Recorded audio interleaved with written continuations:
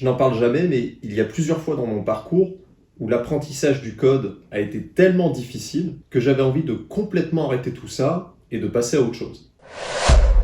Honnêtement, le fait d'arrêter le code aurait été un échec terrible pour moi, puisqu'après avoir passé autant de temps à se former pour finalement ne pas utiliser ses compétences, ça aurait été un gâchis terrible. Mais ce qui m'a beaucoup aidé à continuer à avancer malgré les obstacles, c'est de prendre le temps de nommer les problèmes en question que je rencontrais pendant mon apprentissage. C'est-à-dire de prendre vraiment le temps, avec un crayon et un papier, de décrire son problème. Qu'est-ce qu'on ressent, pourquoi on est bloqué, etc.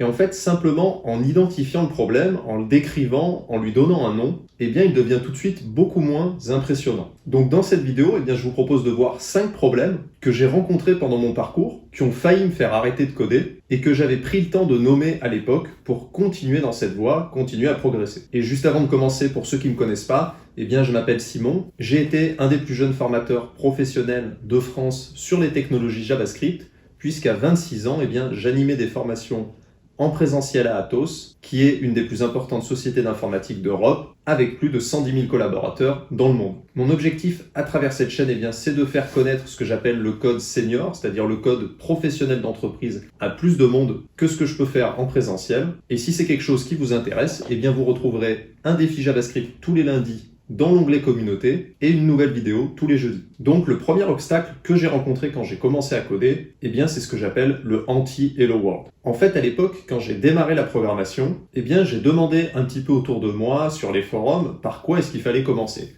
Et là, tout le monde m'a dit qu'il fallait absolument commencer la programmation par un vrai langage comme le Java ou le C. Et donc à l'époque, j'ai commencé la programmation en ne connaissant aucun fondement en HTML, en algorithmie, vraiment niveau zéro. Et j'ai démarré tout de suite sur un cours de C++ à l'époque sur Open Classroom. À ce moment-là, je n'avais que 14 ans et mon objectif c'était de créer un jeu vidéo.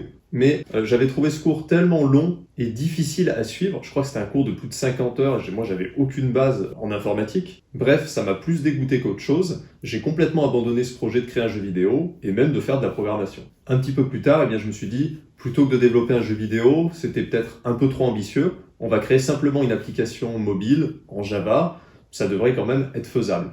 Et donc là, je me relance dans un tuto de Java. Et il s'est passé exactement la même chose. J'ai passé 1 semaine, 2 semaines, 3 semaines sur ce tuto. Je n'arrivais pas à avancer. Et l'application que j'avais à ce moment-là sur mon téléphone était hideuse. Et le plus déprimant dans tout ça, c'est que même après avoir passé 1 mois à apprendre le Java pour développer une application mobile, je n'arrivais toujours pas à aligner les éléments comme je voulais. Même centrer un bouton me semblait absolument ambitieux. Donc suite à cette mésaventure, je n'ai pas touché à une ligne de programmation pendant 2 ans. Et en fait, je m'y suis mis bien plus tard, puisque c'est à 17 ans que j'ai repris un cours tout bête sur HTML et CSS. Et là, enfin, je trouve quelque chose de sympa. C'est-à-dire que dès la fin de la première soirée, j'ai commencé à taper quelques balises HTML, j'ai écrit quelques règles CSS, et puis je vois sous mes yeux, dans le navigateur, quelque chose de concret qui avance. Et ça, c'était quelque chose de profondément encourageant. Ça vous donne au moins la confiance pour vous mettre une deuxième soirée sur un tuto. Et en plus, c'est encourageant puisque je vois qu'avec les technos du web, on peut tout à fait aussi faire une application mobile ou un jeu vidéo sans passer par des technos durs comme ce que je croyais à l'époque. Et donc, c'est comme ça que je me suis lancé dans la programmation web, même si on m'avait dit que le HTML, le CSS, le JavaScript, c'était pas vraiment des langages de programmation, que le JavaScript était un langage bizarre, etc. En tout cas, moi, c'est ce qui m'a permis de rentrer dans ce milieu de la programmation, même si pour certains, c'était la petite porte, entre guillemets. Et puis, n'en déplaise aux puristes, c'est quand même le web qui fait tourner une partie du monde aujourd'hui. Donc, c'est ça que j'appelle le anti-Hello World. Vous n'êtes pas obligé de commencer par la techno, à la mode, ou parce que tout le monde vous en a parlé, vous a dit que c'était comme ça qu'il fallait devenir développeur. Bidouiller, trouver un truc qui vous plaît vraiment, et ensuite, à force d'y passer du temps, vous allez vous sentir de plus en plus légitime dans ce que vous faites. Le deuxième obstacle que rencontrent tous les développeurs, d'ailleurs quel que soit leur niveau, c'est ce que j'appelle la fille à la robe rouge. Donc c'est une référence au film Matrix, lorsque Neo se rend dans la matrice pour la première fois, et qu'il rencontre cette fille à la robe rouge dans un monde tout vert, et où tout le reste semble complètement fade. Et en fait, quand vous apprenez à coder, vous êtes exactement comme Neo dans la matrice. Tout ce que vous êtes en train de faire vous semble absolument verdâtre, ennuyant, long, difficile, pas agréable. Et là, vous voyez la fille à la robe rouge, le tuto sur la nouvelle techno qui a l'air facile, et vous vous dites, j'arrête tout ce que je fais depuis des semaines, et j'attaque sur ce nouveau truc, ça a l'air génial. Donc prenez un exemple, vous avez commencé à apprendre à coder, vous avez vu HTML, CSS, JavaScript. Et puis là, vous dites, eh bien, je vais consolider tout ça avec un framework front-end comme React. Et là, très rapidement, vous faites face à des difficultés que vous n'aviez pas prévues, puisque tout le monde vous avait dit que c'était simple, que c'était génial. Et puis vous vous retrouvez à devoir gérer du JSX, du state management, Redux. Et là, boum, la fille à la robe rouge. Vous vous dites, waouh, React, c'est pas pour moi. Je vais partir sur Node.js et Express. Finalement, je vais aller faire du JavaScript dans le back-end. Ça a l'air mieux. Et donc là, vous démarrez sur Node.js, vous faites le Hello World, super, ça se passe bien. Et puis là, ça recommence. Ah, finalement, il faut gérer l'accès à la base de données. Il faut apprendre à structurer une API REST avec Express. Il faut générer des certificats SSL. Et là, boum, syndrome de la fille à la robe rouge. Du coup, vous vous dites, le développement web c'est trop compliqué, je vais partir sur du développement mobile. C'est plus simple, j'aurais juste à faire tourner ma petite application sur mon téléphone. On retrouve cette fille à la robe rouge assez souvent quand on y réfléchit bien. Donc ce que je me dis à ce moment-là, c'est que c'est parce que c'est dur, c'est parce que ça me semble désagréable que je suis en train d'avancer. Parce que si c'était simple, tout le monde le ferait. Parce que quand j'ai dû me former sur Angular, parce que j'avais choisi cette techno pour devenir expert, eh bien, j'en ai chié. Je veux dire, le soir, après le boulot, quand vous vous posez devant la documentation officielle d'Angular pour la lire, c'est-à-dire lire une documentation technique après 8 heures de boulot, à ce moment-là, la fille à la robe rouge, elle est partout. N'importe quoi avait l'air plus intéressant que ce que j'étais en train de faire. Déjà, j'aurais pu arrêter de travailler pour partir sur un autre loisir, comme regarder un film ou sortir, mais en plus, à ce moment-là, toutes les autres technologies avaient l'air géniales. Je me suis dit, pourquoi j'ai choisi Angular? C'est dur de monter en compétence là-dessus. Et donc, à force de voir passer la fille à la robe rouge tous les soirs, pendant que j'étais en train de monter en compétence sur Angular, eh bien, j'ai appliqué ce que j'appelle la règle des 100. C'est une règle d'une efficacité et d'une simplicité qui sont assez stupéfiantes. Ça consiste simplement vis-à-vis de vous-même à vous engager les 100 prochains jours à maintenir le cap. Fixez-vous un rendez-vous avec vous-même pour les 100 prochains jours. Donc moi, pendant 100 jours, je me suis dit, on reste sur Angular. C'est simple et ça marche. Et à votre avis, dans 100 jours, si vous suivez la fille à la robe rouge, vous en êtes où? Vous aurez fait une semaine sur Node, vous aurez lu un tuto sur un framework Python, vous aurez passé 3 heures à regarder une vidéo YouTube sur Flutter. Pensez à ça par rapport au fait d'appliquer la règle des 100. Si pendant les 100 prochains jours, vous vous en tenez à la même techno, sur le même projet, et que vous vous obligez à avancer tous les jours dessus, je vois pas comment vous ne pourrez pas aller plus vite et plus loin qu'en suivant la fille à la robe rouge. C'est tout simplement comme ça que je suis monté en compétence beaucoup plus vite qu'avec toutes les autres méthodes que j'avais suivies jusque-là.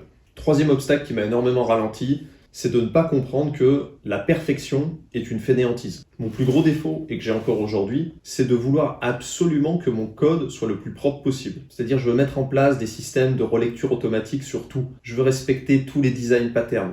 Bref, essayer de faire un truc parfait sans prendre en compte le temps interminable que je vais passer dessus. Et quand j'apprenais à coder, eh bien c'était encore pire puisque je pouvais passer des jours et des semaines à lire tous les articles sur un sujet sans taper une seule ligne de code. Et là, le pire, c'est de se dire, c'est pas grave, je suis quelqu'un de perfectionniste, j'ai besoin de bien faire les choses.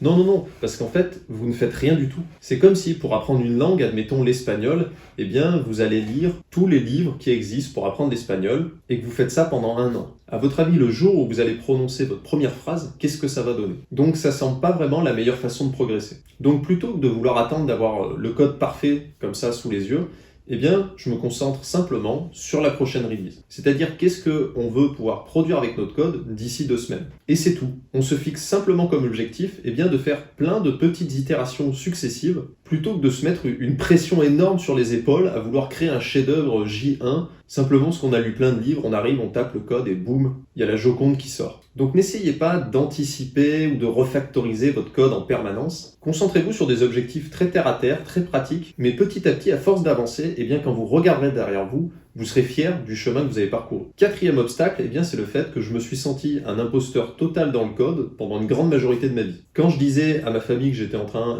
d'apprendre à coder dans ma chambre, à ce moment-là, j'avais l'impression d'être un imposteur. Quand j'ai passé mon premier entretien de développeur professionnel, j'avais l'impression aussi d'être un imposteur total. Et c'était même encore pire quand j'ai donné ma première formation en présentiel à 26 ans à des ingénieurs de métier. J'avais encore plus l'impression d'être un imposteur puisque j'étais le plus jeune de la salle. En fait, en y réfléchissant bien, toutes ces histoires que je me racontais sur le fait d'être un imposteur avaient lieu dans ma tête. Puisque quand j'ai appris à coder dans ma chambre, c'était bien ce que j'étais en train de faire.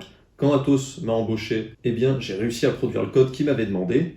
Et puis par rapport à mes formations en présentiel, personne ne s'est jamais plaint que j'enseignais n'importe quoi, au contraire. Pourtant, de mon côté, je me sentais toujours pas à l'aise par rapport à ça. Et en fait, en y réfléchissant, Eh bien, je pensais que j'étais un imposteur, principalement parce que je jugeais mes compétences par rapport au flux de connaissances infinies qui viennent d'Internet. Donc en permanence, je consultais de nouveaux articles et je me disais « Ah ben ça je connais pas, et puis ça non plus, et puis ça non plus ». Donc j'avais positionné mon niveau technique par rapport à un flux infini de connaissances. Donc évidemment, quand vous faites ça, eh bien qu'est-ce qui se passe ? Vous êtes toujours en retard. Donc à cette époque-là, eh bien c'est en discutant avec mon colocataire de l'époque, qui n'était pas du tout dans l'informatique, et qui m'a dit une petite phrase qui m'a débloqué. Il m'a dit « Toi, tu as de la chance parce que quand tu as une idée d'un projet ou quelque chose, eh bien tu peux tout de suite coder le site, et le faire tourner, et puis commencer à avoir tes premiers utilisateurs qui s'inscrivent. Parce que moi, j'ai plein d'idées de choses à développer, mais je peux rien en faire, je note sur des post-it et puis je les oublie. Et là, je me suis dit, il a raison en fait. Même si je sais pas coder comme les gens chez Google, c'est vrai que si j'ai une idée, eh bien, je peux construire le site web. Et même si c'est pas brillant, eh bien, je sais comment à peu près installer une base de données, mettre en place un petit serveur avec une API REST, et puis construire la partie site web pour que mes utilisateurs puissent interagir avec tout ça. Donc, ce que j'ai immédiatement fait, eh bien, au lieu de me juger par rapport à un flux infini de connaissances, eh bien, c'est de juger ce que j'étais capable de produire concrètement, tout simplement. Et donc, dans mon cas, eh bien, un peu plus loin dans mon expérience, à un moment, j'ai été amené à être en charge du développement front-end pour un projet e-commerce où il y avait 25 développeurs sur le plateau, et tous les jours, j'y allais, et puis je me débrouillais pour produire le petit code fixe qui allait bien, développer telle ou telle fonctionnalité, et puis le code reste un travail d'équipe, donc même si j'y arrivais pas, eh bien je me débrouillais toujours pour trouver quelqu'un qui pouvait m'aider, côté back-end ou un développeur plus expérimenté, etc. Et petit à petit, eh bien j'arrivais à faire ce qu'on me demandait, et puis à avancer sur ce projet. Donc essayez vraiment de vous juger à ce que vous avez parfois sous les yeux déjà. 5e obstacle qui a failli me faire arrêter de coder, eh bien, c'est de comprendre que terminer un projet, c'est une compétence en soi. Et ça, c'est pas une compétence qu'on doit développer forcément parce qu'on est développeur, mais aussi chez un être humain en général. Puisque quand on démarre quelque chose de nouveau, ça a toujours l'air génial, mais pour être là à la fin, quand il n'y a rien qui se passe comme prévu, eh bien, vous devez vous demander qui reste à ce moment-là. Parce que là, vous avez toute la fatigue du développement du projet jusque-là, et c'est maintenant que vous pourriez conclure, et puis vous avez tous les imprévus qui surgissent à ce moment-là. Donc le déploiement, soit les bugs de dernière minute, le responsive design qui finalement n'avait pas été bien testé. Et en fait, c'est contre-intuitif, mais le plus dur, c'est pas de démarrer un projet avec l'enthousiasme du début, ou alors de coder le projet avec tous les process qui sont déjà en place, mais c'est vraiment à la fin, est-ce que vous aurez encore la ténacité pour rester et conclure définitivement l'affaire en cours. Là, je me souviens, moi, avoir passé des fois 1, 2, 3 jours sur juste le déploiement d'une base de données en production, qui est un truc qui m'ennuie à mourir. Et là, toutes les 5 minutes, j'avais envie de demander à un collègue de s'en occuper, ou alors de trouver une base de données dans le cloud et puis d'essayer de convaincre mon manager. Et à ce moment-là, j'aurais donné n'importe quoi pour pas m'occuper de ça. Mais je me suis dit, après tout le temps qu'on a passé à développer, abandonner maintenant juste parce que tu as la flemme de déployer la base de données, ça serait vraiment dommage. C'est vraiment maintenant qu'on peut faire la différence. Donc c'est vraiment dans des moments comme ça qu'il faut pas lâcher, puisque vous développez cette compétence magique d'apprendre à terminer les projets. Et c'est le fait de passer par ces phases très pénibles et très difficiles, il faut le dire, qui vont vous donner la confiance en vous pour affronter le prochain problème, qui sera parfois légèrement plus gros. Mais petit à petit, vous apprendrez à affronter des problèmes que vous pensiez ne même pas pouvoir résoudre au départ. Donc si en ce moment même vous regardez la vidéo, vous êtes en train de galérer comme ça, je vous tire mon chapeau. Surtout ne lâchez pas, et puis on est de tout cœur avec vous. Vous allez bientôt voir la lumière, vous en faites pas. Voilà, merci beaucoup d'avoir écouté cette vidéo, et puis si elle vous a apporté de la valeur et que vous êtes en ce moment en train de vouloir devenir un développeur web professionnel, voici 3 manières dont je peux vous aider gratuitement. Premièrement, en vous abonnant à la chaîne, vous recevrez une nouvelle vidéo et un défi JavaScript chaque semaine. Deuxièmement, vous pouvez me poser vos questions en commentaire ou mettre des likes sous la vidéo. L'objectif est bien sûr d'échanger, mais aussi d'aider au développement de cette chaîne et pourquoi pas demain avoir accès à des pointures dans notre industrie comme un tech lead chez Google ou un architecte chez Netflix qui me permettra de les interviewer et puis d'en faire bénéficier tout le monde. Et enfin, troisièmement, vous retrouverez sous cette vidéo une semaine de formation offerte où je vous montrerai concrètement les stratégies que moi j'appliquerai pour trouver un poste en 10 semaines dans cette industrie si je devais repartir de mes connaissances d'il y a quelques années. Voilà, merci d'avoir écouté jusque-là, bon développement à vous et je vous retrouve la semaine prochaine. Ciao!